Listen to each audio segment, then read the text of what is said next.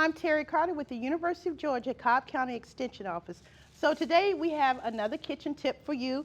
So if you're preparing for the holidays, we want to find ways to make it a lot easier and simpler and less time in the kitchen. So this kitchen tip is actually one that you can use all year long.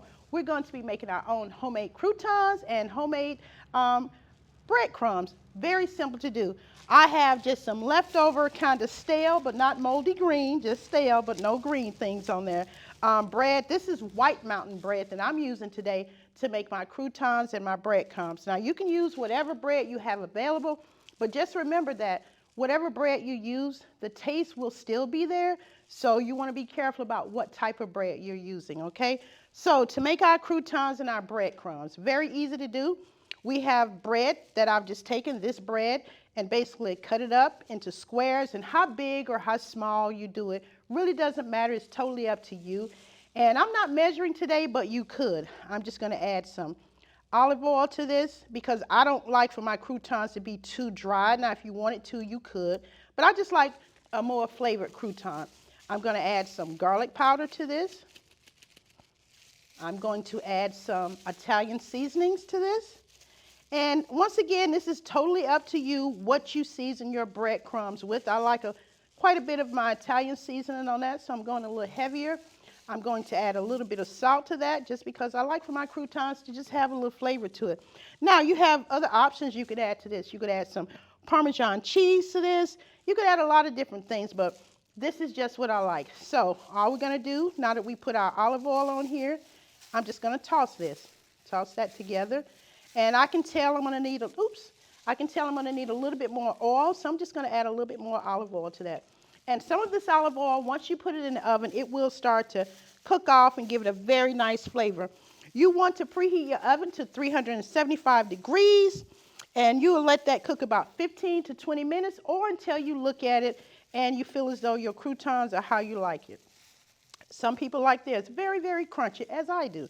So that's all we're going to do to make our croutons. Just added our seasoning. Some people like to add a little pepper as well. You could add whatever you like to this, okay? So once you do that, put that in the oven, and this is what you come out with. Delicious delicious croutons. And I had to force myself not to eat all of these before we tape because they are delicious. And they're going to taste better than if you were to go to the store and buy a bag of croutons. And everybody has leftover bread. Once again, cut it up, put that in the oven, and voila, you have your own croutons. And you can store those in a refrigerator, but they don't have to be refrigerated. But if you're going to store them for a long time, you can.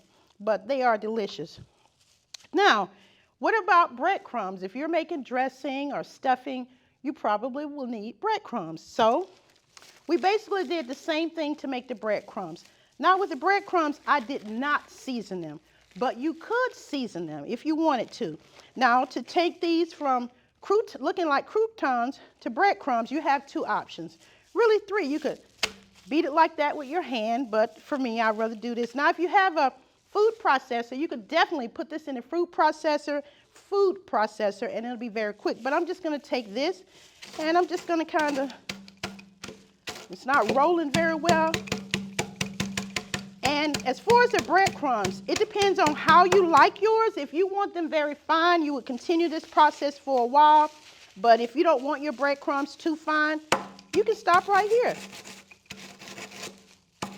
And I can see I'm going from breadcrumbs that have big pieces now to smaller pieces. So you just kind of decide how big or how small you want your breadcrumbs. And you can do this in large bags. Just think about how much you're going to be using for your different recipes. Other recipes may call for breadcrumbs as well. But this is an easy way to use up bread that you already have. And who doesn't want to save money? So I hope this tip will help you as well during the holidays in the kitchen. Thank you so much.